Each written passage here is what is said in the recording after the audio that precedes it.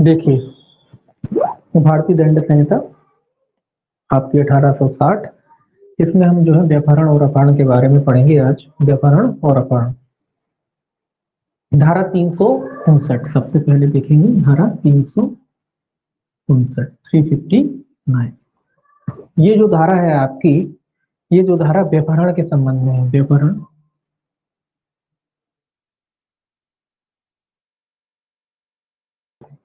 इसमें जो है आपको याद रखना है कि जो व्यापहरण है वो दो प्रकार का होता है। व्यापहरण कितने प्रकार का होता है? दो प्रकार का। आपको याद रखना है, दो प्रकार होते हैं इसके, दो प्रकार। ये आपको याद रखना, परीक्षा में पूछा जाता है कि व्यापहरण जो है कितने प्रकार का होता है। तो व्यापहरण दो प्रकार का होता है। पहला, भारत में से व्यापहरण, भारत में से व्यापहरण। दूसरा होता है विधिपूर्ण संरक्षकता में से व्यापहरण। विधिपूर्ण संरक्षकता में से व्यापहरण, विधिपूर्ण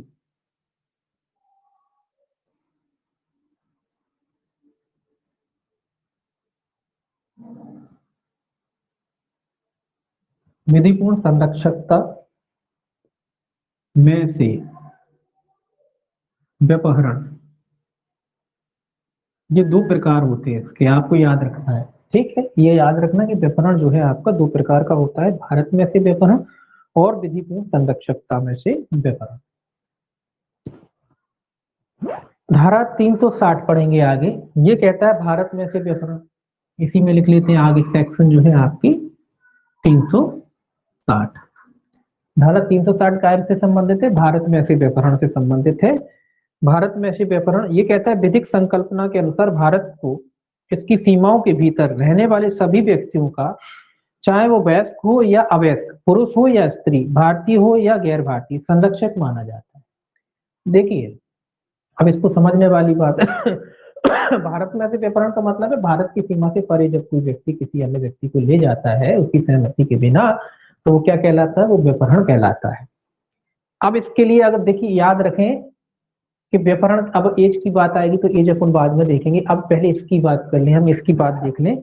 तो अगर आपसे पूछा जाता है कि भारत में से अगर किसी व्यक्ति का व्यापहरण किया जाता है तो क्या उसकी एज का कोई फैक्टर है या एज का कोई फैक्टर नहीं है? या चाहे वो वयस्क अवयस्क दोनों का किया जा सकता है, वयस्क का भी किया जा सकता है एवं अवयस्क। ठीक है, ये कौन से वाले में? ये पहले वाले की बात कर रहा हूं मैं, केवल भारत में से व्यापहरण की। अगर भारत में से व्यापहरण किया गया है तो उस वयस्क का भी किया जा सकता है और अवयस्क का भी किया जा सकता है। ठीक है, अपन नॉर्मली अपन जानते हैं कि व्यापहरण अवयस्क का होता है, लेकिन उसमें लड़के लड़कियों के लिए अलग अलग एज है। तो ये, लेकिन ये क्या कहता है, ये धारा क्या कहती है, धारा 360, के भारत में से जो व्यापहरण किया जाता है वो वयस्क और अवयस्क दोनों का हो सकता है। याद रखें, भारत में से व्यापहरण जो है अवयस्क, वयस्क और अवयस्क, चाहे स्त्री हो चाहे पुरुष हो चाहे कोई भी व्यक्ति हो, उसका हो सकता है। क्यों हो सकता है? क्योंकि जो भारत है एक तरीके से जो भारत माता कहते हैं ना अपन, तो ये मान लो कि भारत जो है हमारा संरक्षक है। उससे कोई व्यक्ति अगर हमें बाहर ले जाता है हमारी इच्छा के बगैर, तो क्या होता है? तो ये मान लीजिए भारत क्या है? हमारा संरक्षक है, माता है, संरक्षक है, हम उसके सब पुत्र हैं, पुत्रियां हैं। अगर कोई व्यक्ति हमें हमारे देश से बाहर ले जाता है तो इसमें एज का फैक्टर इस वाली जो है, पहले वाली जो है उसमें नहीं है। इस वाले में केवल पर्टिकुलर इसमें जो है व्यापहरण के मामले में कोई एज फैक्टर नहीं है, चाहे वयस्क हो या अवयस्क। अगर आपसे पूछा जाए कि भारत में से व्यापहरण क्या वयस्कों का किया जा सकता है कि अवयस्क, दोनों का किया जा सकता है, वयस्क हो चाहे अवयस्क हो। ठीक है, क्या अब बात आती है कि भारत में से व्यापहरण करने के लिए कौन से तथ्य हैं जो आवश्यक है? पहला है कि किसी व्यक्ति को भारत की सीमा से परे ले जाया गया हो, मतलब भारत की सीमा से किसी व्यक्ति को जो है बाहर ले जाया गया हो। ठीक है, दूसरी क्या शर्त है इसकी? दूसरी यह शर्त है कि ऐसा ले जाया जाना उसकी या उसकी ओर से सम्मति देने के लिए प्राधिकृत व्यक्ति की वैध सम्मति के बिना ले गया हो।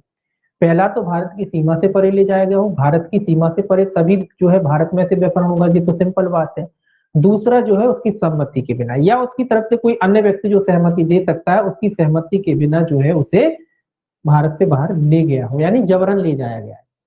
जो व्यक्ति की सहमति देने के लिए सक्षम है, या तो उसकी सहमति के बिना, या उस अगर सहमति देने के लिए सक्षम नहीं है तो उसकी तरफ से जो भी व्यक्ति सहमति देने के लिए सक्षम है उस व्यक्ति की सहमति के बिना उसको जो है भारत से बाहर ले जाया गया हो। ठीक है। इस धारा में सम्मति के लिए कोई विनिर्दिष्ट आयु उल्लेखित नहीं है, अतः धारा 90 के अनुसार सम्मति देने की आयु 12 वर्ष मानी गई है। तो कोई स्पेशल एज जो है इसमें सहमति के लिए नहीं दी गई है। आप जानते हैं जब स्पेशल एज नहीं दे रखी तो धारा 90 में जो है सहमति के आईपीसी के तहत कोई व्यक्ति सहमति देने के लिए सक्षम कब होता है, जब वो 12 वर्ष की आयु पूरी कर लेता है, यानी 12 वर्ष से अधिक आयु का बालक जो है अपनी सहमति दे सकता है। याद रखेंगे ये फैक्ट भी। आईपीसी के तहत 12 वर्ष से ऊपर का बालक सहमति देने के लिए क्या होता है, सक्षम होता है। तो भारत में से व्यापरण किसका किया जा सकता है, वयस्क अवयस्क दोनों का किया जा सकता है। ठीक है। अब आ जाती है बात विधिपूर्ण संरक्षकता की। ये आपकी धारा 361, इसको देखेंगे। दोनों में अंतर है, इसमें कोई भी व्यक्ति हो सकता है। आप पढ़ेंगे आगे कि भाई व्यापरण तो किसका है, नाबालिग का होता है, लेकिन भारत में से व्यापरण वयस्क का भी हो जाता है। तो वयस्क अवयस्क किसी का भी हो सकता है, स्त्री हो, पुरुष हो, बालक हो, बच्चे हो, कोई भी हो, एक्स वाई जेड सभी का हो सकता है। तो यहाँ उम्र फैक्टर ध्यान नहीं, यहाँ जो उम्र का जो फैक्टर है वो इसमें लागू नहीं होता। ठीक है। काय में भारत में से व्यापरण। अब दूसरा कहता है विधिपूर्ण संरक्षक। अब देखिए संरक्षकता लगी है, इसका मतलब ये है कि यहाँ उम्र की बात आएगी, यहाँ उम्र की बात आएगी, इसमें आएगी। देखिए धारा 361 क्या कहती है, धारा 361 कहती है विधिपूर्ण संरक्षिता में से व्यापरण। ये कहता है धारा 361 की जो परिभाषा के अनुसार विधिपूर्ण संरक्षिता में से व्यापरण के गठन के लिए क्या आवश्यक है, पहला आवश्यक है कि 16 वर्ष से कम आयु का नर, अगर नर है यानी मनुष्य मेल है, नर लिखा है मैंने 16 वर्ष से कम, ये एज याद रखना है आपको। ये क्या करना है आपको, एज याद रखना है। अगर नर है तो 16 वर्ष से कम, और अगर नारी है तो 18 वर्ष से कम। नारी के लिए कितनी एज है, 18 वर्ष से कम,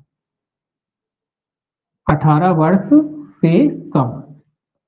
ये याद रखनी है, पहले तो ये पूछी जाती है। नर के लिए यानी पुरुष के लिए आयु है व्यापरण की कितनी, 16 वर्ष से कम का हो, और अगर नारी है तो उसके लिए आयु है 18 वर्ष। तो नारी के लिए ज्यादा है और पुरुष के लिए कम है, ये याद रखना। नारी के लिए आयु कितनी है, 18 वर्ष, और पुरुष के लिए कितनी है, 16 वर्ष। इसको उल्टा भी कर देते हैं कभी कभी कि पुरुष को 18 कर देंगे, नारी को 16 कर देंगे, फिर पूछेंगे सही कौन सा है। तो याद रखना कि नर के लिए कम है, इतना याद रखें कि पुरुष के लिए कम है और महिला के लिए ज्यादा है। तो 18 वर्ष जो है महिला के लिए है और पुरुष के लिए जो है आपकी 16 वर्ष है। या फिर कोई विकृत चित्त व्यक्ति है, इसके लिए कोई एज नहीं है। विकृत, देखिए विकृत चित्त व्यक्ति को तो बालक ही माना जा सकता है कि भाई उसकी कोई जो है, उसके लिए कोई एज, इसके लिए कोई एज नहीं होती। पागल है उस वो, देखिए जो पागल है विकृत चित्त है वो स्वाभाविक सी बात है वो संरक्षकता में ही होता है ना, तो उसके लिए कोई एज नहीं होती। तो अगर कोई व्यक्ति पागल है, उसकी विधिपूर्ण संरक्षकता से, किसकी, विधिपूर्ण संरक्षकता से, विधिपूर्ण संरक्षकता से,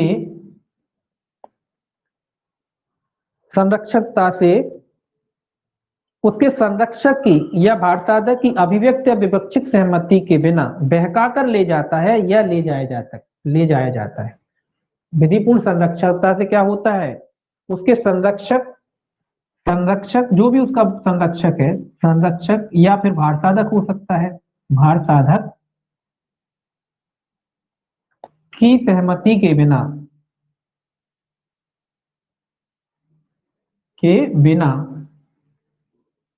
की सहमति के बिना क्या करता है, बहका कर ले जाता है या अन्यथा ले जाता है। बहका कर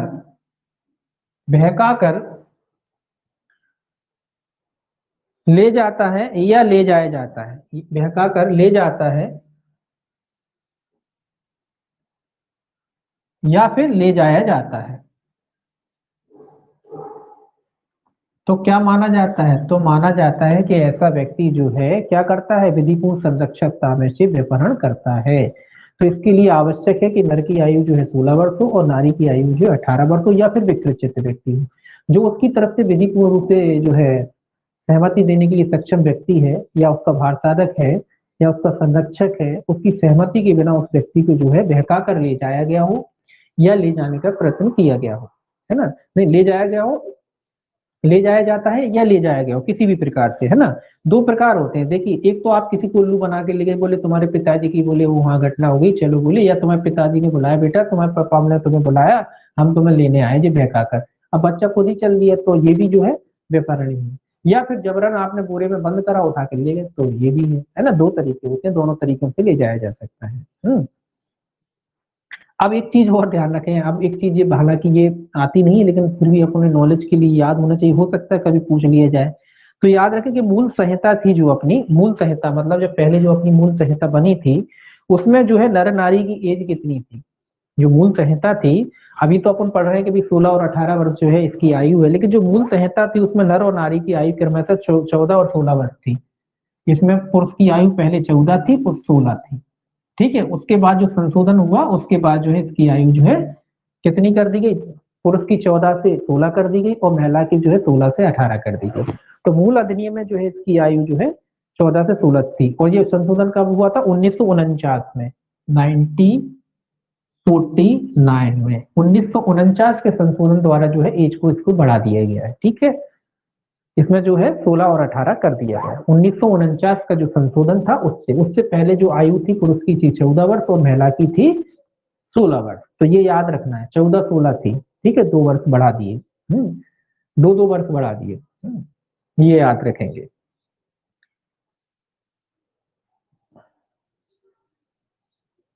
अब बात आती है क्या व्याकरण का जो अपराध है उसमें दुराशय आवश्यक होता है, मतलब गलत भावना दुराशय आवश्यक है। तो याद रखें कि जो ये जो सिद्धांत है एक तरीके से कठोर दायित्व के अंतर्गत आता है। इसमें दुराशय के अभाव के बाद भी ये जो है अपराध गठित हो जाता है, इसमें दुराशय हो या ना हो तो भी ये अपराध गठित हो सकता है। तो इसमें दुराशय के अभाव के बिना भी गठित हो जाता है, दुराशय दुराशय के बिना भी गठित हो जाता है, बिना भी गठित हो जाता है। इसमें दुराशय का आवश्यक नहीं है, गठित हो जाता है। दुराशय मतलब गलत नीयत। आप पढ़ते हैं कि जितने भी अपराध होते हैं उसमें दुराशय होना आवश्यक होता है, लेकिन कुछ ऐसे अपराध होते हैं जिनको हम कठोर दायित्व के अपराध कह सकते हैं या कठोर दायित्व का सिद्धांत जिनको हम कहते हैं, उनमें दुराशय आवश्यक नहीं होता, बगैर दुराशय के भी वो अपराध माने जाते हैं। तो उन्हीं में से ये अपराध है, इसमें दुराशय आवश्यक नहीं है। अगर दुराशय नहीं भी है तो जो आपका जो है व्यभिचार का जो है अपराध हो सकता है। ये आपको याद रखना है कि इसमें अगर दुराशय नहीं है तो भी ये जो है अपराध हो सकता है। दूसरा, संरक्षकता के बाहर करते ही व्याकरण का अपराध पूरा हो जाता है, अतः यह सतत चलने वाला अपराध नहीं है। दूसरा याद रखें, ये जो अपराध है व्याकरण का निरंतर चलने वाला अपराध नहीं है, निरंतर चलने वाला अपराध नहीं है, नहीं है। ठीक है, पहला था दुराशय नहीं, दुराशय आवश्यक नहीं है।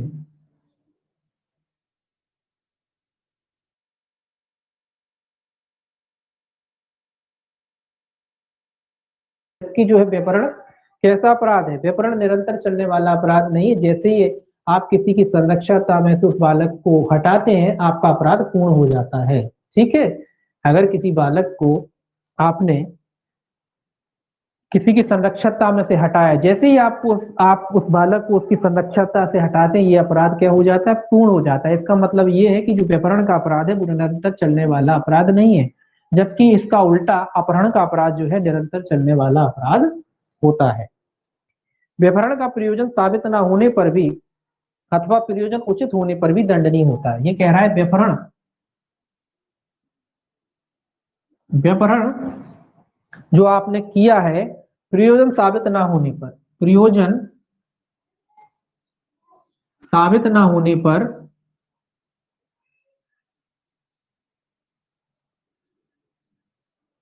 मतलब इसका प्रयोजन कि भाई आप क्यों ले गए थे, क्या करा था, प्रयोजन साबित ना होने पर अथवा उचित ना होने पर, अथवा उचित ना होने पर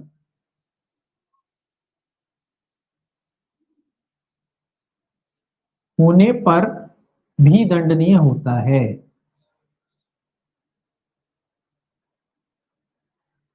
तो इसमें कोई मतलब नहीं होता आपका कि भाई प्रयोजन क्या था, किस लिए ले गए थे, वैसे ही ले गए आप किसी, मतलब नॉर्मली आप ये समझ लो कि अगर किसी का बच्चा है, अगर उसके माँ बाप की सहमति के बगैर आप ले जाते हो उसे तो ये समझ लो व्यभिचार हो गया और आपने व्यभिचार कर लिया। अगर आपने, आपका क्या इरादा था क्या नहीं था उसका कोई महत्व नहीं है इस मामले में। ठीक है, ये व्यभिचार ही माना जाएगा। अगर वो शिकायत कर दें आपकी तो आप ये समझ लो कि आपका अपराध हो गया।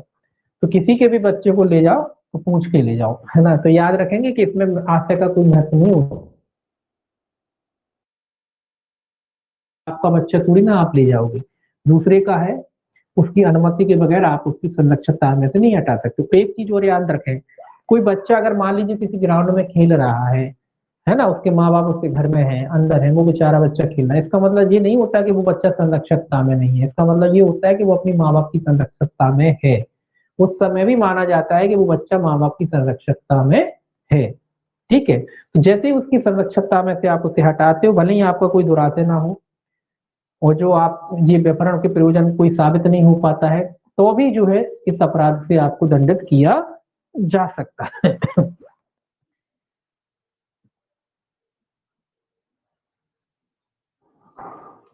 361 अपन ने देखा ही है भाई कि किन व्यक्तियों का जो है व्यापरण किया जा सकता है। तो इसमें जो है आयु लिखी है, आयु के किसी व्यक्ति का, धारा 61 में जो आयु लिखी है 16 और 18, उन्हीं लोगों का क्या किया जा सकता है, व्यापरण किया जा सकता है, अन्य व्यक्तियों का नहीं। जो आयु लिखी है 16 से 18, पुरुष के मामले में 16 और स्त्रियों के बारे में 18, उन्हीं व्यक्तियों या फिर विकृत चित्त है तो उसका जो है व्यापरण किया जा सकता है। कब किया जा सकता है, जब इन लोगों को है जो विधिपूर्ण संरक्षकता में से हटाया जा सकता है। अब मान लीजिए इसको अपन अगर इस तरीके से देखें, कोई बालक कोई बालक बालक ही है मान लो, मतलब अब बालक मतलब 16 साल से कम का मान लो, किसी विधिपूर्ण संरक्षकता में नहीं है, किसी विधि पूर्ण संरक्षकता में नहीं है।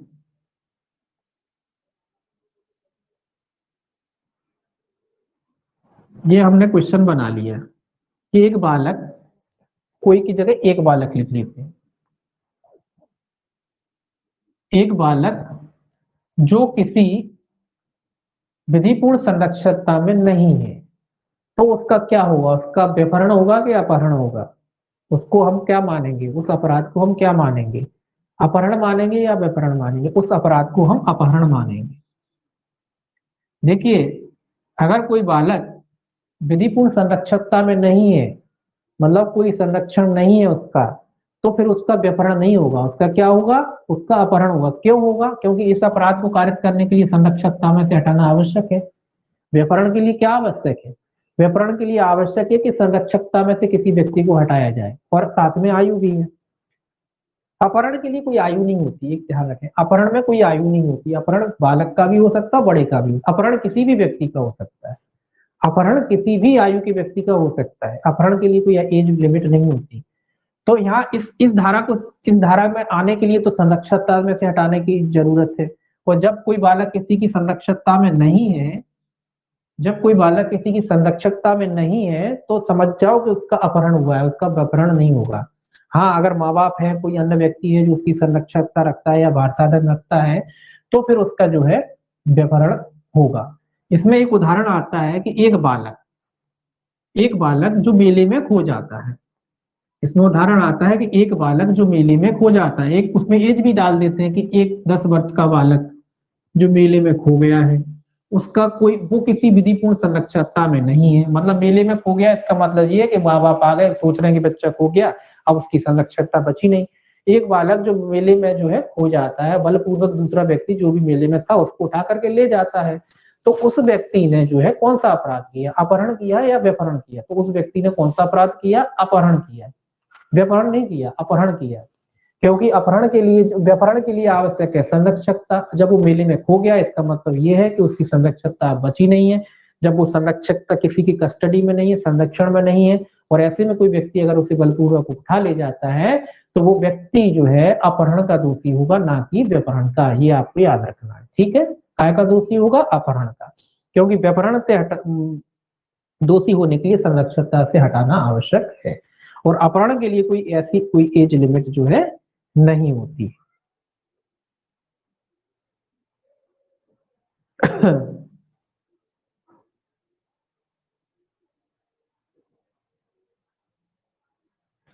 एक बार और कि एक बार व्यपहृत किया गया व्यक्ति संरक्षकता में नहीं रह जाता, मतलब अगर किसी व्यक्ति का एक बार अगर जो है व्यपहृत कर लिया जाता है, उसे पकड़ लिया जाता है, और उसके बाद उसे दूसरी जगह अगर ले जाया जाता है, तो देखिए एक बार आपने मान लो किसी बच्चे की पकड़ कर ली, और उस बच्चे को पकड़ने के बाद फिर उसको कई स्थानों पर ले जाया गया, तो स्वाभाविक सी बात है, जब एक बार बच्चे की पकड़ हो जाती है और उसके बाद स्थान जो परिवर्तन होते हैं, तो जब उस बच्चे की जो है पकड़ हो गई है, यानी वो दूसरे गिरोह के कब्जे में लग गया है, अब वो उसके स्थान जो परिवर्तन कर रहा है, तो स्वाभाविक सी बात है, जब बच्चे की पकड़ हो गई है तो वो माँ बाप की संरक्षकता में नहीं रहा।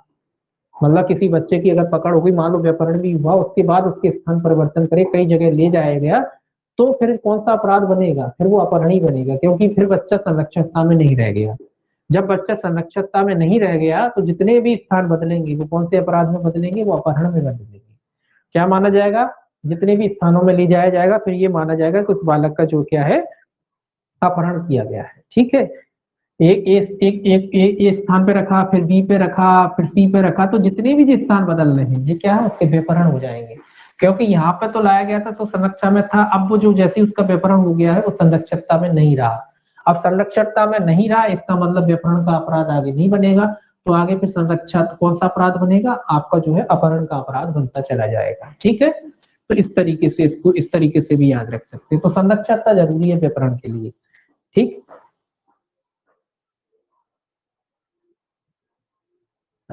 एक उदाहरण है का एक 13 वर्ष की लड़की को उसके विधिपूर्ण संरक्षक की सहमति के बिना बहका कर ले गया। एक 13 वर्ष की लड़की थी, उसके मतलब जो माता पिता थे या संरक्षक थे, उनकी सहमति के बिना वो व्यक्ति क्या करता है? बहका कर ले जाता है और अपने घर पर रखा।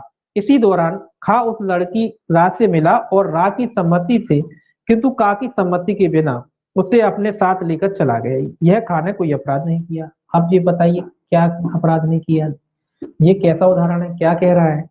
ये कह रहा है कि एक का नाम का जो व्यक्ति था, 13 वर्ष की जो लड़की थी, उसको क्या ले गया? अपने बहका कर जो है उसके माता पिता की संरक्षकता में से ले गया। ठीक है, मान लीजिए ये नाम एक्स लग लेते हैं। अब इस स्थान पर उसने क्या करा? इस जो 13 वर्ष की जो लड़की थी, इसको यहाँ पर उसने रखा।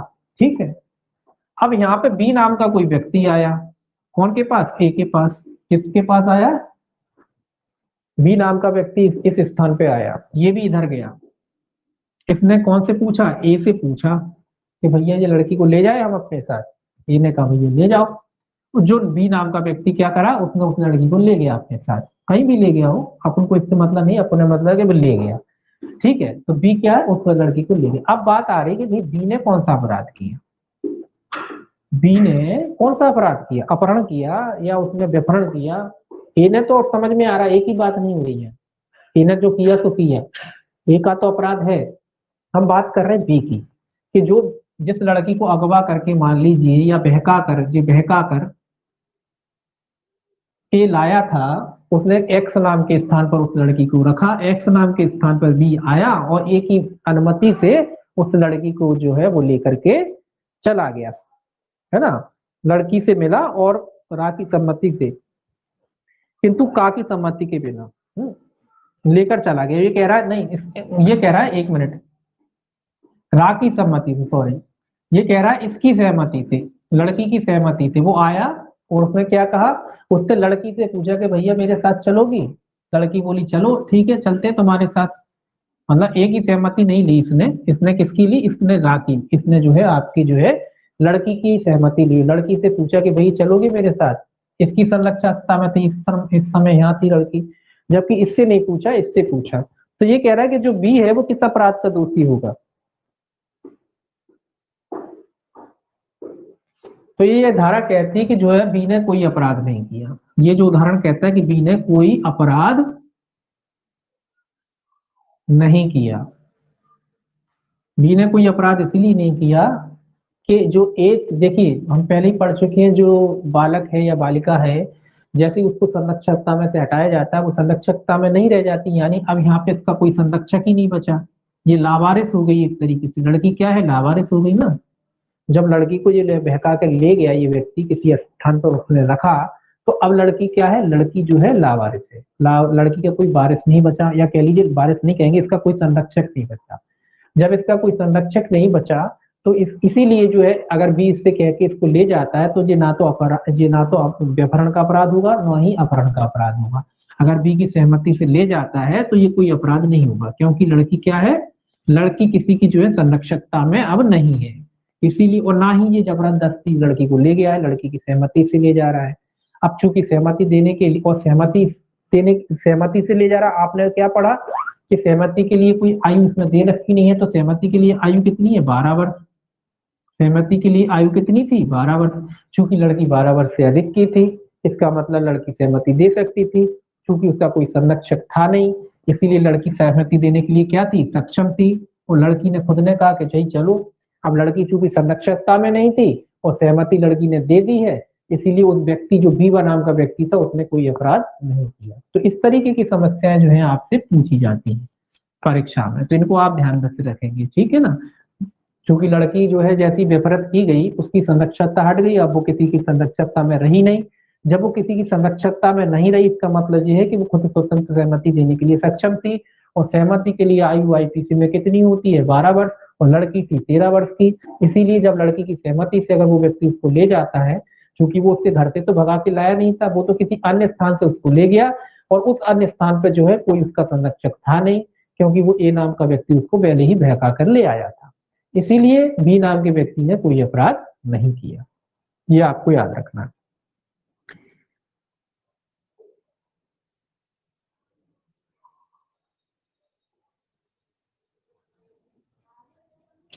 एक केस और कहता है कि अगर दुर्व्यवहार के कारण, मतलब अगर कोई माता पिता या संरक्षक किसी बालक के साथ दुर्व्यवहार करते हैं, उनके साथ मारपीट करते हैं, और ऐसे में अगर कोई बालक अपना घर त्याग कर देता है, घर छोड़ देता है। आपने देखा होगा नॉर्मली कई माता पिता होते हैं, बच्चों को मारा पीटी करते हैं, तो ऐसे में जो है कोई बच्चे जो है घर छोड़ करके चले जाते हैं, सेंसिटिव होते हैं कई बच्चे। तो मान लो घर छोड़ के अगर चले गए, तो ऐसे में जो है यदि दुर्व्यवहार के कारण या किसी अन्य ऐसे ही अपराध के कारण अवयस्क ने स्वेच्छा संरक्षक का नियंत्रण अगर खो दिया है या परित्याग कर दिया है, तो उसे संरक्षकता में नहीं माना जा सकता। तो उसे ये नहीं कहा जा सकता कि भैया जो है, अगर कोई बालक जानबूझ के घर त्याग देता है तो उसे संरक्षकता में नहीं माना जा सकता। आप ये नहीं कह सकते माँ बाप उसके कि भाई हमारी संरक्षकता में अभी भी है, नहीं माना जाएगा। क्योंकि अगर जैसे ही उसने छोड़ दिया घर, वो भी केवल दुर्व्यवहार की वजह से कि मारा पीटी करते थे। ये जो एक वाद है एवज अली 1915 का वाद है। एवज अली और इसरार हुसैन, दो वाद हैं इसमें। एवज अली का और इसरार हुसैन का जो वाद है 1915 और 1941 का। एवज अली का जो वाद है 1915 का है, और इसरार अली का जो वाद है 1941 का है। इसमें यही कहा गया है कि अगर कोई बच्चा अपने घर से भाग जाता है मारपीट आदि की वजह से, तो फिर ये नहीं माना जा सकता कि वो अपने माँ बाप की कस्टडी में है।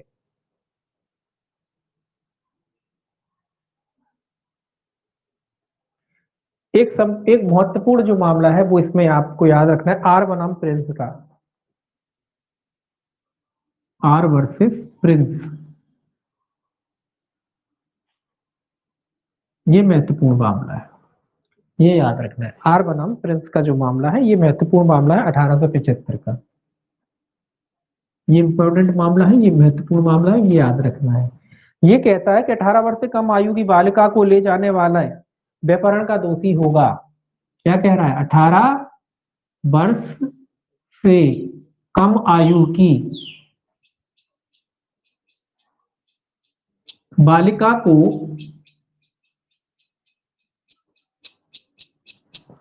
ले जाने वाला काय का दोषी होगा? व्यभिचारण का दोषी होगा, दोषी होगा, चाहे वो उसको 18 वर्ष से अधिक का ही क्यों ना समझता हो। मतलब उसके समझने से कोई फर्क नहीं पड़ने वाला। अगर कोई व्यक्ति, कोई बालिका 18 वर्ष से कम आयु की है, और अगर कोई व्यक्ति ये समझता है कि वो बालिका 18 वर्ष से अधिक आयु की है, और उसको अगर उस जो है उसकी संरक्षकता से भागा कर ले जाता है, तो जो है उसे व्यभिचारण का ही दोषी माना जाएगा। ये आर बनाम के प्रिंस मामले में क्या था, एक लड़की थी, उसको जो है ये प्रिंस नाम के जो थे, इनको जो है एक लड़की को बहका कर ले जाते हैं, बहका कर ले जाते हैं, उसकी माँ बाप की संरक्षकता से बाहर कुल मिला के भगा कर ले जाते हैं। और इसके बाद जब ये पकड़ लिए जाते हैं तो ये बचाव लेते हैं कि चूंकि वो लड़की बोले जो है 18 वर्ष से अधिक की लगती थी, और बोले उसने मुझसे कहा भी था कि बोले मैं 18 वर्ष से अधिक की हूँ, तुम्हारे साथ चलती हूँ। और ये अगर ले जाता है तो क्या है, तो ये कह रहा है कि कोई बचाव नहीं है ये। देखिए अगर 18 साल से कम की है, और अगर कोई क्या कहते हैं 18 वर्ष से कम की है कोई लड़की, तो उसकी संरक्षक की आवश्यकता पड़ती है सहमति देने के लिए। अगर कोई लड़की 18 साल से कम की है और अगर आप उसको ले जाते हैं, तो इसमें जो है कोई फर्क नहीं पड़ता कि आप उसे 18 वर्ष से अधिक का समझते थे, तो ये कोई बचाव नहीं है। आपने देखा ना कि वो आशय वगैरह इसमें कोई जरूरी नहीं कि भाई 18 से ज्यादा समझते थे कि नहीं समझते थे, तो इससे कोई फर्क नहीं पड़ने वाला। अगर लड़की 18 वर्ष से कम की और आप ले गए, और अगर उसके माँ बाप की सहमति के बगैर ले गए, तो फिर आप अपहरण के ही दोषी माने जाओगे।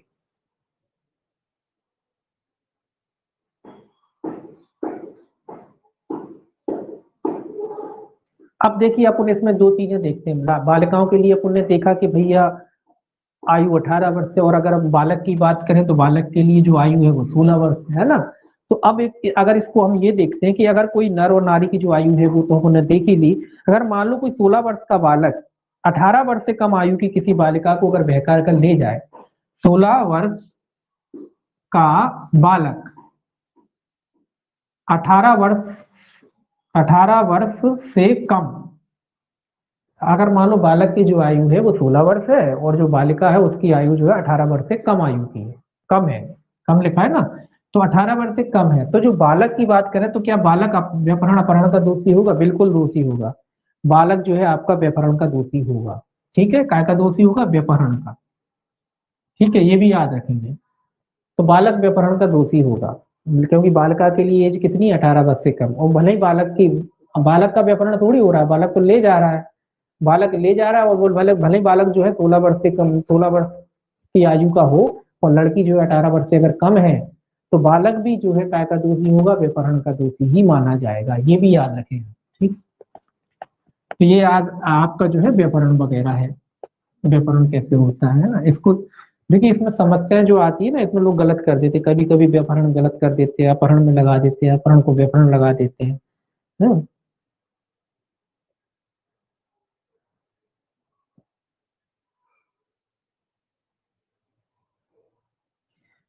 एक केस है गुरंदर सिंह 1865 का। इसमें ये कहा गया कि यह आवश्यक नहीं कि अवयस्क शारीरिक रूप से संरक्षक के आधिपत्य में हो।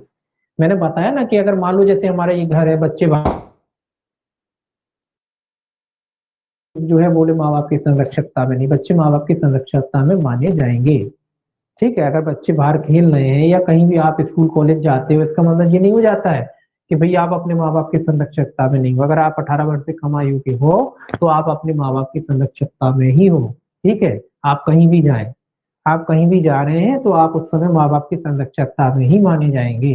ठीक है।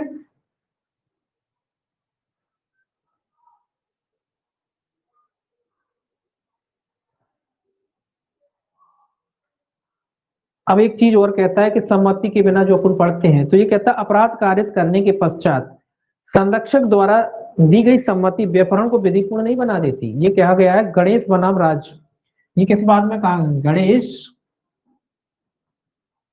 गणेश बनाम राज का मामला है, गणेश वर्सेस राज। गणेश वर्सेस राज्य का मामला है ये आपका 1909 का, इलाहाबाद का, 1909 इलाहाबाद हाई कोर्ट का मामला है। कहाँ का मामला है? इलाहाबाद हाई कोर्ट का। ये क्या कहता है? ये कहता है कि भैया आपने अगर व्यपहरण किया है, अब देखिए कोई ने व्यपहरण किया, उसके बाद उसके मम्मी पापा से जाके अनुमति मांग ली, उसके माँ बाप ने कहा चलो ठीक है कोई बात नहीं, तो इसका मतलब ये नहीं हो जाता आप अपराध से बच गए। ये केस यही कहता है कि इसका मतलब ये नहीं कि आपने पहले व्यपहरण कर लिया, उसके बाद उसके माँ बाप ने हाथ पैर जोड़ लिए, उन्होंने कहा चलो ठीक है जाने दो, कोई बात नहीं, हमारी सहमति थी, उन्हें कह दी, तो उनकी सहमति कहने से आप अपराध से नहीं बच जाओगे, है ना। इसका कोई बचाव नहीं मिलेगा कि बाद में बोले पहले नहीं ली थी जब करा था, लेकिन बाद में बोले अपहरण करने के, व्यपहरण करने के बाद बोले उनकी माँ बाप ने जो है सहमति दे दी थी, तो बोले हम कोई अपराध के दोषी नहीं। तो ये धारा आपको बचाव नहीं देगी, इस तरीके की कोई सहमति आपको बचाव नहीं देगी कि बाद में आपने जो है व्यपहरण करने के बाद जो है माँ बाप से जो है उसकी सहमति ले ली थी, तो ये धारा आपको बचाव नहीं देगी। अब इसके अपवाद भी हैं, इस धारा के अपवाद भी हैं। भाई अपवाद क्या है? अपवाद है कि सद्भावना पूर्वक यह विश्वास करने वाला व्यक्ति कि वह किसी अधर्मज शिशु का पिता है, अधर्मज शिशु का पिता है। ठीक है, अगर कोई व्यक्ति है और कोई बालक है, उसको ये लगता है, सद्भावना पूर्वक, सद्भावना जरूरी है, सद्भावना पूर्वक अगर किसी व्यक्ति को लगता है कि जो उसकी औलाद है, हो सकता है उसको लगता है कि अधर्मज का मतलब है बगैर शादी के, शादी नहीं हुई है, वो बालक है, उसे लगता है ये उसका बालक है और वो उस बालक को ले जाता है कहीं खिलाने के लिए किसी भी वजह से, अगर उसे ऐसा लगता है और सद्भावना पूर्वक उस बालक से मिलता है और उसको ले जाता है तो सद्भावना जरूरी है, जान सद्भावना जरूरी है। अगर सद्भावना पूर्वक ले जाता है वो पिता, किसके लिए जो बचाव है, पिता के लिए, ये बचाव किसके हो, पिता को है बचाव, केवल पिता को। अगर वो उसका पिता है और वो गुड फेथ में समझता है कि ये बालक उसी का है और उसको खिलाने के लिए कि उसे जो है संरक्षकता से ले जाता है, तो जो पिता है इस धारा के तहत दोषी नहीं होगा। किसी शिशु की विधिपूर्ण अभिरक्षा का हकदार होने का अभिभावक का सद्भावना पूर्वक विश्वास करने वाला व्यक्ति किसी बालक की किसी बालक की विधिपूर्ण अभिरक्षा का हकदार, विधि पूर्ण अभिरक्षा का हकदार व्यक्ति, अगर कोई व्यक्ति किसी बालक की विधिपूर्ण अभिरक्षा रखने का हकदार होता है और अगर उसे लगता है कि वो व्यक्ति जो जो है, एक मिनट कहाँ पढ़ रहे थे अपन, हाँ, सद्भावनापूर्वक विश्वास करने वाला व्यक्ति, लेकिन ऐसा कार्य यदि दुराचिक या विधि विरुद्ध प्रयोजनों के लिए किया जाता है तो अपराध होगा। ये कह रहा है कि कोई व्यक्ति जो उसको ये लगता है कि वो बालक की विधि पूर्ण संरक्षकता रखने के लिए क्या है, हकदार है, ऐसा वो समझता है और वो भी गुड फेथ में अगर समझता है और ऐसे बालक को अगर वो ले जाता है तो उस व्यक्ति को भी जो है इस धारा में बचाव मिलता है। लेकिन कब मिलेगा, जब वो विधि पूर्ण अभिरक्षा रखने का हकदार हो। ठीक है, उदाहरण के लिए मान लीजिए आप आजकल डाइवोर्स के केस चलते हैं, वो चल रहा है केस। अब कोर्ट ने कह दिया कि भैया जो है बच्चे को जो है माँ के साथ रखेंगे। अब माँ के साथ रखेंगे, उसका पिता आता है, बच्चा कहीं खेल रहा है, उसको उसको जो अब पिता का मिलना बंद कर दिया है, लेकिन पिता है चूंकि वो आया और बच्चे को ले गया, चलो ट्रॉफी दिला लाए। अब माँ चली, उसने कहा कि भाई बच्चा खो गया, केस लिखा दिए, तो ऐसे में वो पिता जिम्मेदार नहीं होगा। क्यों नहीं होगा, क्योंकि वो सद्भावना, हाँ अगर वो पिता केवल इस वजह से ले जाता है कि बोले अब इसको सबक सिखाऊंगा, इस बच्चे को अगवा कर लेता हूँ, तो वो दोषी होगा।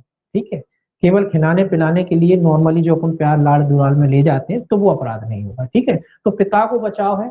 और जो व्यक्ति विधिपूर्ण संरक्षता रखता है, अगर वो भी व्यक्ति अगर सुदुफित में ये समझता है कि उस व्यक्ति की जो है संरक्षता रखने के लिए वो जायज है, तो वो व्यक्ति दोषी नहीं होगा। लेकिन अगर वो गलत आशय से, गलत नियत से ऐसा करता है तो वो दोषी होगा, अगर वो पिता ही क्यों ना हो। अगर पिता है और वो ये सोचता है कि अब इसकी माँ को सबक सिखाता हूँ, उसको अगवा कर लेता हूँ, तो वो पिता भी दोषी होगा, क्योंकि उस समय पिता की संरक्षणता में नहीं है। हाँ, अगर पिता गुड फेथ में ले जाता है, जो एक नॉर्मली सबको अपने बच्चों से प्रेम होता है, तो वो दोषी नहीं है। अगर गलत नियत नहीं है तो दोषी नहीं, और वैसे नॉर्मल में दोषी। तो इसके ये दो एक तरीके से क्या है, अपवाद है व्यवहारण के। अब देखिए अपहरण देखेंगे हम। अपहरण जो है आपका 362 में है, सेक्शन जो है आपका 362। ये दोनों इतना आपने इसलिए बताया कि इनमें कंफ्यूजन करते हैं लोग बाग कि व्यापरण क्या, अपहरण कहने को तो 16 आता है, लेकिन लोग बाग क्या कर देते हैं, गलत करते हैं। तो इसको याद रखेंगे। अब अपन देखेंगे अपहरण। देखिए अपन ने पढ़ा ऊपर के व्यापरण कितने प्रकार का होता है, दो प्रकार का, एक विधिपूर्ण संरक्षकता में से व्यापरण, एक पहला था भारत में से व्यापरण, दूसरा विधिपूर्ण संरक्षकता में से व्यापरण। तो भारत में से जो व्यापरण होता है उसके लिए कोई एज लिमिट नहीं है, अवयस्क वयस्क अवयस्क किसी का भी हो सकता है। जबकि विधिपूर्ण संरक्षकता में से अगर व्यापरण है तो उसके लिए जो है 16 और 18 वर्ष आयु होना आवश्यक है। अगर पुरुष है तो 16 वर्ष और अगर नारी है तो 18 वर्ष से कम आयु की होना चाहिए, तभी उसका व्यापरण हो सकता है। तो व्यापरण के लिए कितनी आयु है, 16-18, जैसी भी स्थिति हो। पुरुष होगा तो 16 और वर्ष से कम, और अगर नारी है तो 18 वर्ष से कम, तब उसका व्यापरण किया जा सकता है। अब आप बात करें कि भाई अपहरण के तो अपहरण के कोई प्रकार नहीं होते, अपहरण एक ही प्रकार का होता है। ठीक है, अपहरण के कोई प्रकार नहीं होते। और अपहरण की बात करें कि भाई अपहरण के लिए कितनी एज होती, तो अपहरण के लिए कोई एज नहीं होती। इसका मतलब है कि छोटा बड़ा, क्या छोटा बड़ा, चाहे मतलब छोटा हो, चाहे बच्चा हो, चाहे बड़ा हो, चाहे स्त्री हो, चाहे पुरुष हो, चाहे विकलांग हो, चाहे कोई भी व्यक्ति हो, सभी का हो सकता है। तो व्यापरण के अब सॉरी अपहरण, अपहरण के लिए कोई एज लिमिट नहीं होती। ठीक है, किसी व्यक्ति का भी जो है अपहरण किया जा सकता है, चाहे वो स्त्री हो, चाहे वो पुरुष हो, चाहे वो बच्चा हो, चाहे वो बूढ़ा हो, चाहे वो विकलांग हो, चाहे वो पागल हो, किसी का भी किया जा सकता है। तो याद रखें अपहरण के लिए कोई एज लिमिट नहीं होती। ठीक है, किसी का भी हो सकता है। अगर आपसे कोई पूछे क्या बच्चे का हो सकता है, बिल्कुल हो सकता है, बच्चे का भी अपहरण हो सकता है, अपहरण हो सकता है। बच्चे का व्यपहरण भी हो सकता है, अपहरण भी हो सकता है। अगर बच्चा किसी की संरक्षकता में नहीं है तो उसका अपहरण भी हो जाएगा। अगर उसे बलपूर्वक ले जाया जाता है, जोर जबरदस्ती करके ले जाया जाता है, तो अपहरण हो जाएगा उसका। ठीक है, तो अपहरण किसी का भी हो सकता है, ये आपको याद रखना है। अपहरण के लिए कोई एज नहीं है। तो अपहरण के लिए आवश्यक है किसी व्यक्ति को किसी स्थान से ले जाया गया हो। किसी स्थान से ले जाना, किसी स्थान से ले जाना, ये इसकी पहली आवश्यक शर्त है कि अपहरण के लिए आवश्यक है कि आपने किसी व्यक्ति को किसी स्थान से हटाया हो या किसी स्थान से आप उसे ले गए हो। ऐसा उस व्यक्ति को बलपूर्वक बाध्य करके अथवा प्रवंचनापूर्ण उपायों द्वारा किया गया हो। जिस ऐसा कब किया गया, बलपूर्वक किया गया हो, बलपूर्वक या प्रवंचनापूर्ण उपाय, जो दो चीजें आवश्यक है।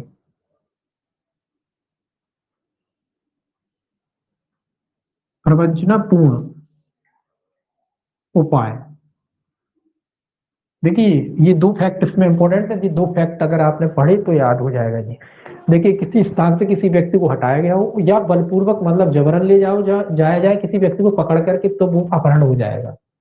या प्रवंचनापूर्ण उपाय, प्रवंचनापूर्ण मतलब धोखे से। आपके घर कोई आता है, या मान लीजिए आप बाजार में हैं, आप कॉलेज में कहीं भी XYZ, कोई आया, बोले बोले आपके पिताजी का एक्सीडेंट हो गया, जल्दी चलो। और आपने सोचा भैया हो गया होगा, आप बहकावे में आ गए, आप चले गए उनके संग, उठ पट करके ले गए, तो ये क्या है, ये अपहरण है, ये प्रवंचना है ना। तो ये क्या है, अपहरण। तो चाहे वो प्रवंचनापूर्ण तरीके हो या फिर जबरन। आप जा रहे हो, आपने देखा होगा फिल्मों में, बैन खोली, गेट खोला, पकड़ा, खींचा और बोरे में डाल के ले गए, तो वो भी है।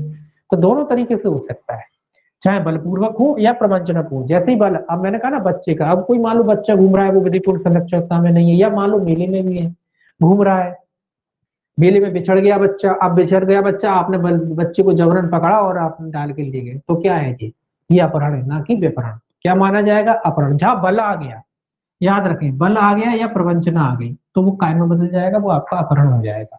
अगर बल और प्रवंचना आ जाए तो वो क्या है, फिर वो अपहरण माना जाएगा। इसको ध्यान रखेंगे, बल और प्रवंचना अगर है तो फिर वो अपहरण होगा, चाहे वो बालक हो, चाहे वो कोई भी हो। ठीक है, ये याद रखना है।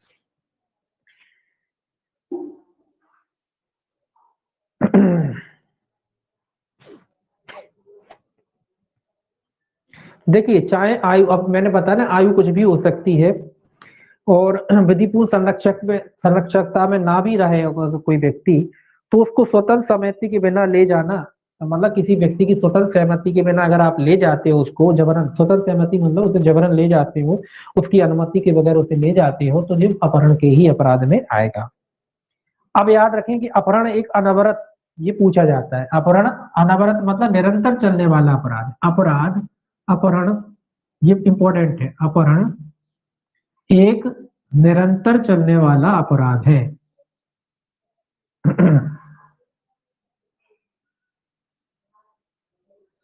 ये इंपॉर्टेंट है, याद रखना। व्यपहरण निरंतर चलने वाला अपराध नहीं होता, लेकिन अपहरण जो है निरंतर चलने वाला अपराध है। निरंतर मतलब कंटिन्यूस चलता रहता है। आपने एक को इधर ए स्थान पे किसी को पकड़ा, यहाँ पे अपहरण हो गया, फिर आप उसको बी पे ले गए, यहाँ पे फिर नया अपहरण हो गया, फिर आप सी स्थान पे ले गए, यहाँ पे फिर नया अपहरण हो गया। ऐसे जैसे जैसे लेते जाओगे वैसे वैसे ये अपराध चलता जाएगा। तो ये कंटिन्यूस चलने वाला, हर क्षण ये एक नया अपराध बना लेता है, कह लो एक अपहरण का एक नया अपराध। तो यहाँ से जैसे जैसे ये चलता जाएगा वैसे वैसे ये अपने आप में एक नया अपराध बनाता जाएगा। तो ये कैसा अपराध है, ये एक निरंतर चलने वाला अपराध है। और जबकि व्यापरण का अपराध, जैसे ही आप व्यापरण करते हैं वो पूर्ण हो जाता है, वहीं पूर्ण हो जाता है, फिर आप कहीं भी ले जाओ। लेकिन अपहरण का अपराध निरंतर चलता है, एक ए स्थान पर रखा वहां हो गया, फिर बी स्थान पर रखा वहां नया हो गया, सी स्थान जितना, इसका मतलब अब देखिए आप कहोगे कि इसका फायदा क्या, इसका फायदा, इसका फायदा ये है कि जितने भी लोग उसमें, फिर अगर मान लो अपहरण है, अपहरण है, अगर मान लो जी पकड़ है किसी की, ए नाम की, यहाँ ए स्थान पे आपने किसी को रखा, फिर बी स्थान पे रखा, यहाँ 4 लोग और उसमें शामिल हो गए। देखिए अपहरण के अपने अपने पढ़ा व्यापरण, तो व्यापरण तो पूरा हो गया। अब व्यापरण में आपने किसी व्यक्ति के स्थान बदले रखे, तो वहां पे कोई व्यक्ति शामिल हुआ और बच्चे की सहमति ली और ले गया, तो वो वहां अपराध नहीं हो रहा। लेकिन यहाँ हो जाएगा, अगर अपहरण है और अपहरण में आपने किसी को 20 स्थान पे रखा, 20 स्थान पे कोई, यहाँ पे तो एक आदमी था जो पकड़ करके ले आया था, यहाँ 2 शामिल हो गए, यहाँ पे पता पड़ा 3 शामिल हो गए, यहाँ पे 4 हो गए, तो वो सारे के सारे व्यक्ति दोषी हो जाएंगे, क्योंकि हर क्षण वो नया अपराध बनता चला जा रहा है। ठीक है, तो अपहरण कैसा अपराध है? निरंतर चलने वाला अपराध है। उसमें जितने जितने लोग शामिल होते चले जाएंगे वो सब के सब दोषी होते चले जाएंगे। ठीक है, तो अपहरण कैसा अपराध है? निरंतर चलने वाला अपराध है। ये महत्वपूर्ण है, याद रखना है इसको। अपहरण कैसा अपराध है पूछा जाता है। अपहरण जो है निरंतर चलने वाला अपराध है। ये कहता अपहरण एक निरंतर चलने वाला अपराध है, अतः किसी अपराध व्यक्ति को जब तक एक स्थान से दूसरे स्थान पर हटाया या ले जाया जाता है, हर बार अपहरण का नया अपराध संचरित होता है या बनता है। और जो व्यक्ति अपहरण में सम्मिलित रहते हैं दंडनीय होते हैं। मतलब जितने भी सम्मिलित रहते हैं वो सबके सब दोषी हो जाते हैं। इसीलिए इसको निरंतर चलने वाला अपराध माना गया। एक व्यक्ति पकड़ करके लाया, दूसरे स्थान पर रखा, वहां 4 आ गए, तीसरे स्थान पर फिर 10 आ गए, 15 आ गए, तो जितने भी व्यक्ति जुड़ते जाएंगे वो सब के सब दोषी होंगे। किस वाद में कहा गया जी? गंगा देवी।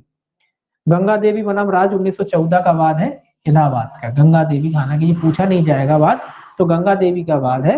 लेकिन आप याद रखें कि ये निरंतर चलने वाला जो है अपराध है, इसमें जितने लोग जुड़ते जाएंगे सभी के सभी दोषी होते चले जाएंगे। इसके बाद जो है आपका जो है व्यवहारण और अपहरण के जो है दंडात्मक प्रोविजन जो है इसमें की गई। तो इतना पहले आपको याद रखना है इसके लिए आपको कि व्यवहारण और जो है अपहरण क्या होते हैं और क्या दोनों में अंतर है। तो ये अपहरण व्यवहारण निरंतर नहीं चलता। व्यवहारण के 2 प्रकार होते हैं, जबकि अपहरण के ऐसे कोई प्रकार नहीं होते हैं, है ना। व्यवहारण अपहरण में जो है बल पूर्वक और आपको जो है आप क्या कहते हैं प्रवंचनापूर्ण उपाय, ये जरूरी है। बलपूर्वक या प्रवंचनापूर्ण उपाय से अगर आप किसी को ले जाते हैं तो जो है आपका व्यवहारण की जो है परिभाषा में अपहरण की जो है परिभाषा में आ जाता है। इसमें एक उदाहरण जो मेले वाला है वो महत्वपूर्ण है, जो मैंने आपको बताया कि एक जो बालक था वो जो है क्या होता है, वो मेले में खो जाता है। मेले में खो जाने के बाद एक व्यक्ति, उसमें लिखा रहता है, एक व्यक्ति उसको बलपूर्वक जो है उसको उठा के ले जाता है।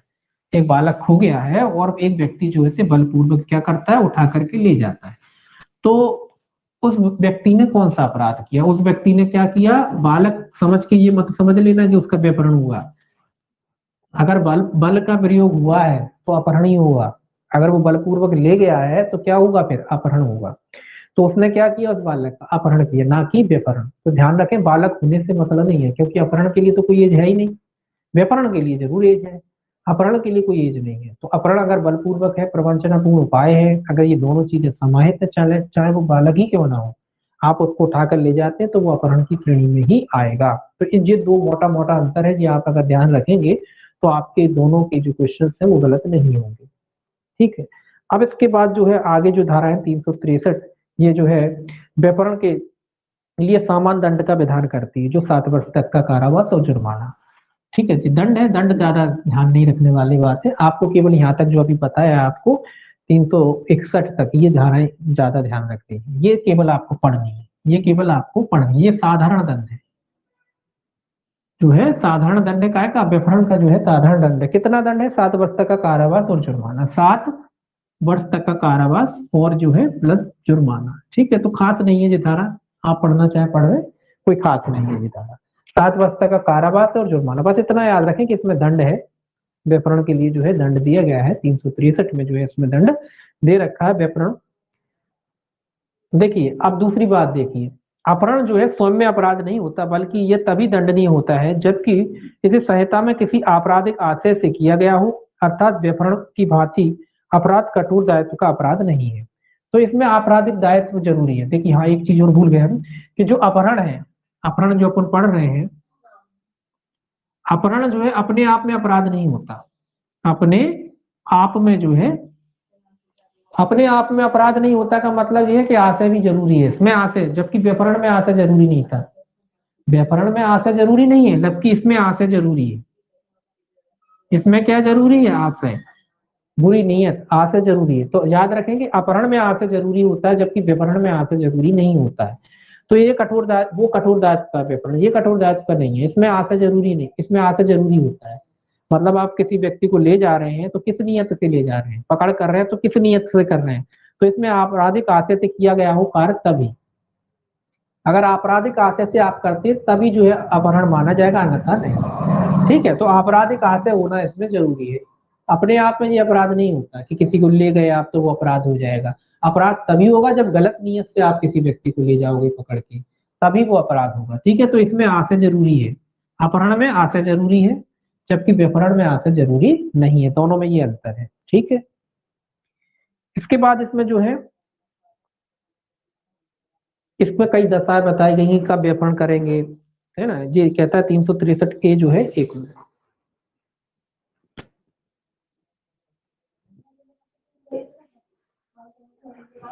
300 पुनः जो है 363 ए है, भीख मांगने के प्रयोजनों के लिए अप्राप्त व्यय का व्यपहरण या अपहरण। ये फिर प्रकार मान लो या कह लीजिए, है ना, जिस जो आपका 1959 में जोड़ा गया है 363 ए, 363 ए इसी का है 363 ए। ये याद रख सकते हो, ये सेक्शन पूछ लेते हैं, सेक्शन पूछते हैं, कुछ ज्यादा नहीं पूछते, सेक्शन पूछते हैं। तो ये कहते हैं भीख मांगने के लिए अप्राप्त व्यय का व्यपहरण, भीख मांगने के लिए अप्राप्त व्यय का विकलांगीकरण। ठीक है, अप्राप्त व्यय का विकलांगीकरण, दोनों चीजें आती हैं इसमें। क्या भीख मांगने के लिए जो अप्राप्त व्यय का आप व्यपहरण करते हैं या उसका विकलांगीकरण करते हैं? मतलब आप भीख मांगने के लिए कि भैया पकड़ के लाओ फिर भीख मांगो, जो आप ग्रोह चलते हैं ना बड़े बड़े शहरों में, तो उसी की बात कह रहा है।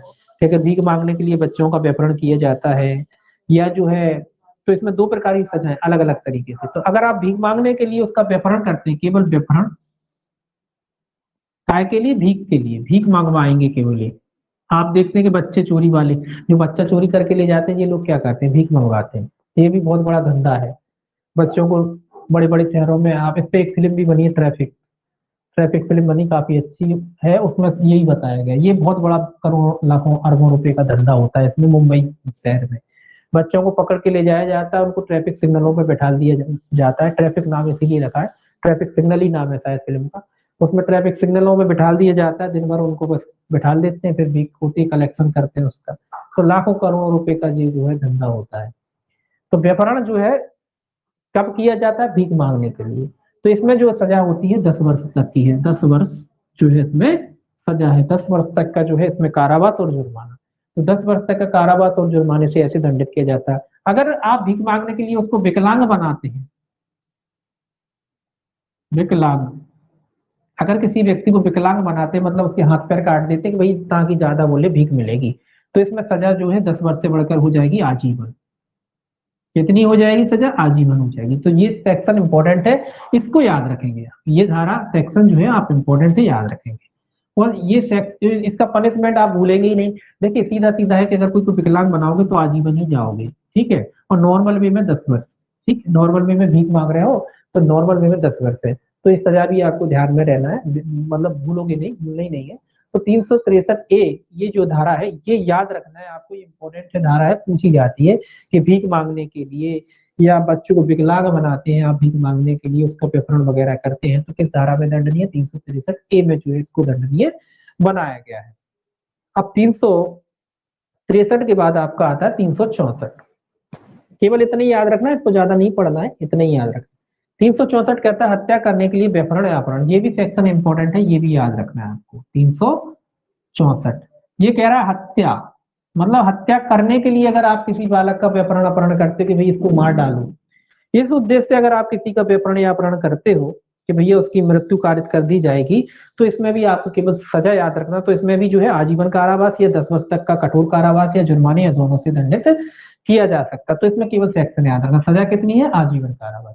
स्वाभाविक सी बात है, जब आप किसी का हत्या करने के लिए व्यपहरण या अपहरण करोगे, दोनों बातें, हत्या के लिए व्यपहरण या अपहरण दोनों एक ही में है, व्यपहरण या फिर आपका अपहरण, जैसी भी स्थिति हो, चाहे आप व्यपहरण करो या अपहरण करो। कब करते हैं कि मार डालेंगे, केवल प्रवृत्ति नहीं, केवल मारने के लिए कर रहे हैं कि बोलो इसको पकड़ के ले जाओ मार डालो। तो इसमें जो सजा कितनी होगी, आजीवन कारावास हो सकता है या फिर 10 वर्ष तक के कारावास या जुर्माने से दंडित किया जा सकता है। सजा में इसलिए नहीं लिख रहा, ज्यादा महत्वपूर्ण नहीं, सेक्शन महत्वपूर्ण, सेक्शन महत्वपूर्ण है और बाकी कुछ इसमें महत्वपूर्ण नहीं है। तो सेक्शन याद रखेंगे आप। इसके अलावा 364 ए जोड़ा गया है दंड विधि संशोधन अधिनियम 1993 द्वारा, ये फिरौती के लिए है। ये भी सेक्शन इंपॉर्टेंट है, ये आपको याद रखना। 364 ए ये क्या कहता है, फिरौती, इसमें बस इतना याद रखना, फिरौती से संबंधित है। फिरौती मतलब किसी बालक को, किसी अन्य व्यक्ति को आप पकड़ ले गए कि बोले इसको पकड़ ले जाओ, जो आजकल उद्योग चलता है, ये भी एक धंधा है कि पकड़ कर लेते हैं, उसके बाद क्या करते हैं, उसको जो है फिरौती आदि के लिए व्यपहरण या अपहरण और उपहति या मृत्यु कारित करना, मतलब आप फिरौती मांगते हैं उससे, या फिरौती नहीं देता तो उसके लिए उसके बदले आप उसको मार डालते हो, तो फिरौती याद रखना है इसमें, कि आप किसी व्यक्ति को पकड़ते हो, उसका व्यपहरण या अपहरण करते हो, जैसी भी स्थिति, बच्चे को भी पकड़ सकते हो, बड़े को भी पकड़ सकते हो, कि भाई इसको पकड़ लेंगे, इसके माँ बाप से, इसके रिश्तेदारों से जो है पैसों की मांग करेंगे, तो कितने में दंडनीय है, 364 ए में दंडनीय है, ये आपका 1993 में जो है जोड़ा गया था। ठीक है, तो इम्पोर्टेंट है ये धारा, ये भी इम्पोर्टेंट धारा है, ये धारा इम्पोर्टेंट है। ठीक है, ध्यान रखना है। इसमें कितनी सजा, इसमें मृत्यु दंड या आजीवन कारावास, इसमें मृत्यु दंड भी दिया जा सकता है, मृत्यु दंड और आजीवन कारावास, तो मृत्यु दंड या आजीवन कारावास इसमें जो है दिया जा सकता है। तो ध्यान रखें कि फिरौती के लिए अगर कोई व्यक्ति पकड़ करता है तो उसको मृत्यु दंड की सजा भी दी जा सकती है। तो मृत्यु दंड या आजीवन कारावास या जुर्माना, जैसी भी स्थिति उससे दंडित किया जा सकता है किसी व्यक्ति को। इसके बाद जो है फिर से नॉर्मल जो सेक्शन है वो आपको याद रखनी है, जो नॉर्मल है ये याद नहीं रखनी, ये वाले ये याद रखना है आपको, ये याद रखना है और ये याद रखना, ये तीनों सेक्शन आपको याद रखना है, ये भी याद रख लेना। ठीक है, ये क्योंकि दंड है नॉर्मली, और ऊपर के जो सेक्शन है, तो लगभग आपके 364 ए तक जो है सेक्शन जो है याद रख लेने हैं आपको। ठीक है, 365 कहता है गुप्त रीति से सदुत परिरोध के आशय से व्यपहरण अपराध, तो गुप्त रीति से मतलब कि भैया किसी को पता ना पड़े, सदुत परिरोध या अवरोध करते हैं, इस तरीके का व्यपहरण वगैरह करते हैं, तो इसमें 7 वर्ष तक की सजा, ये ज्यादा इंपॉर्टेंट नहीं है। ठीक है, 366 क्या कहता है, ये इसीलिए बता रहा हूं ज्यादा इंपॉर्टेंट नहीं है, केवल उतना ही पढ़ना है। 366 क्या कहता है, विवाह या अयुक्त संभोग के लिए किसी स्त्री का व्यपहरण या अपहरण, कि जबरन विवाह वगैरह करने के, तो ये सेक्शन भी अगर चाहे तो रख, हालांकि आता नहीं है लेकिन रखना चाहे तो रख सकते हैं। ये कहता है कि जबरन शादी करने के लिए या गलत काम करने के लिए किसी स्त्री का जो है आप व्यपहरण अपहरण करते हैं, तो इस धारा में इसमें सजा जो है आपकी 10 वर्ष तक के कारावास से जो है ऐसे व्यक्ति को जो है दंडित किया जा सकता है। इसमें सजा कितनी है, 10 वर्ष। ठीक है, जबरन शादी करने के लिए पकड़ के ले गए, जैसे फिल्मों में होता था ना, वो पकड़ के ले गए फिर शादी करा रहे, वो है ये, इसको याद रखें। 367 याद रखें। 367 क्या कहता है, 367 कहता है गुरुपति या दास, किसी व्यक्ति को घोरोपति कारित करने के लिए, दास बनाने के लिए पकड़ के ले जाते हैं, तो ये भी जो है इसमें भी सेम सजा है, 10 वर्ष तक के कारावास या जुर्माने से जो है दंडित किया जा सकता है। 367 में घोरोपति। इसके बाद आपका जो है 1 मिनट, 367 हो गया, तो इसमें भी केवल इतना ही ध्यान रखना है। 366 जरूर थोड़ा सा आप याद रख सकते हैं। 366 के बाद एक सेक्शन और रह गया है, 366 ए, ये नया जोड़ा है, यहाँ लिख देते हैं 366 ए। ये जो है ये कहता है अप्राप्त वय लड़की का उपापन। अप्राप्त वय का मतलब है 18 वर्ष से कम आयु की लड़की का अगर कोई व्यक्ति उपापन करता है, तो ये सेक्शन भी याद रख सकते हैं। ये क्या है, नए जुड़े हैं ना जो तो पूछे जा सकते हैं। अप्राप्त वय लड़की मतलब 18 वर्ष से कम, अप्राप्त वय का मतलब 18 वर्ष से कम आयु की अगर कोई लड़की है, किसी अन्य व्यक्ति द्वारा आप उसको गलत काम के लिए क्या करते हैं, ले जाते हैं, तो उसके लिए जो है इसमें कारावास जो है 10 वर्ष तक का कारावास है, दंडित किया जा सकता है। तो ये आपको याद रखना है, ये सेक्शन याद रखना है, एक नया जो है जुड़ा है वो। इसके बाद कौन सा देख रहे थे, 67 देख रहे थे, और हाँ 366 भी, ये भी याद, ये भी नया जुड़ा है 366 बी। 366 भी, ये भी याद रखना है आपको, जो नए सेक्शन जुड़े हैं वो सब याद रखते हैं आपको। 366 भी कहता है विदेश से लड़की का आयात करना, आयात है ये लड़कियों का आयात करना, दूसरे देश से अपने देश में लड़कियों को लेवा लाते हैं वो गलत काम कराने के लिए, तो इसमें भी जो, इसमें भी सेम सजा है 10 वर्ष तक की, दोनों में 10 वर्ष तक की सजा। सेक्शन याद रखेंगे, ये दोनों सेक्शन नए जुड़े हुए हैं, ये आप याद रखेंगे, ये आपके जोड़े गए हैं।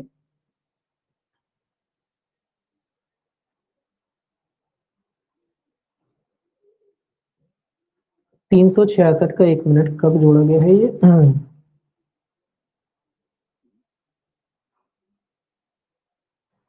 काफी पहले जोड़ा गया, 1923 में जोड़ा गया था, अधिनियम ट्रिब्यूनल 2 द्वारा 1923 में जोड़ा गया था, खैर अभी नहीं जोड़ा गया, लेकिन ये आपको क्या है याद रखना है।